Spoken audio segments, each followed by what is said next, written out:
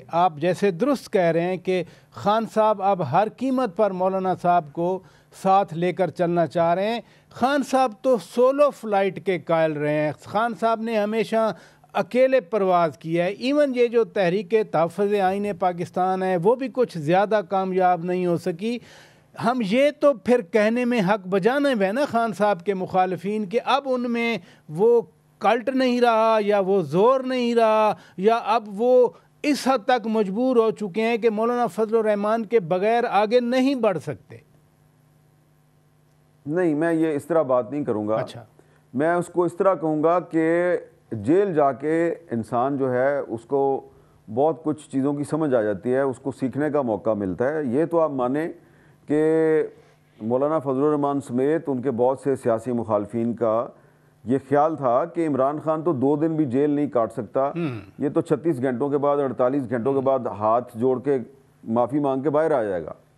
लेकिन आज सब कह रहे हैं, यहाँ तक कि राना सनाउल्लाह साहब जो कहते थे कि मैं इसको इमरान खान को मच की जेल में बंद कर दूंगा, वो भी कह रहे हैं कि यार मानने की बात है कि इमरान खान ने जेल बड़ी बहादुरी से काटी है।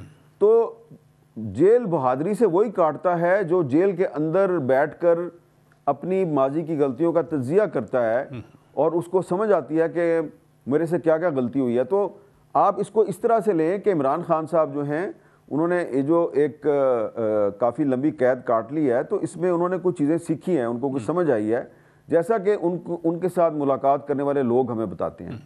तो अब जो इमरान खान साहब की तरफ से जो पैगामात दिए जा रहे हैं मौलाना फजल रहमान साहब को, एक तो मैंने आपको बता दिया कि उन्होंने कहा कि भाई अगर आपका ये कोई कंसर्न है कि मेरी रिहाई के बाद ये होगा कि फिर आपका ख्याल में कि मैं सारी पिछली बातें भूल जाऊंगा और फिर जब अगला इलेक्शन आएगा तो फिर हम एक दफ़ा फिर एक दूसरे के आमने सामने खड़े हो जाएंगे, तो अगर ये मसला है तो ठीक है, आप बताएं कि किस किस जगह पे आपने एडजस्टमेंट करनी है हमारे साथ, कौन कौन सी सीट चाहिए।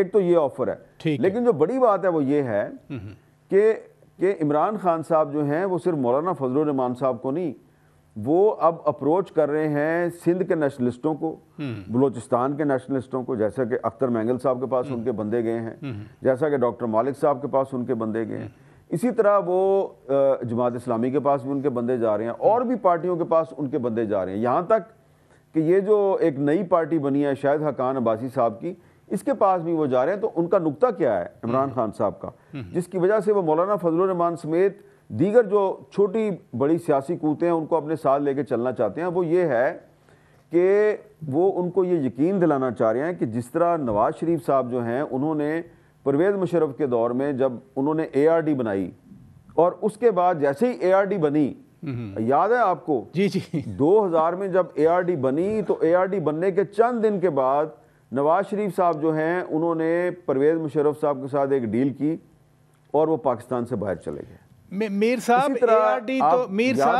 ARD तो सैयद ज़फ़र अली शाह साहब के घर इधर ही G7 में बनी थी। मेरा ख्याल है उस रात आप भी मौजूद थे जब बेगम कुलसूम नवाज साहिबा मरहूमा उस घर में आई हुई थी। लेकिन मीर साहब अब अगर ये अलायंस अभी तक नहीं बना, जरा मैं इसी बात को मुकम्मल करना चाह रहा हूँ। प्लीज, मैं इसी बात को मुकम्मल करना चाह रहा हूँ।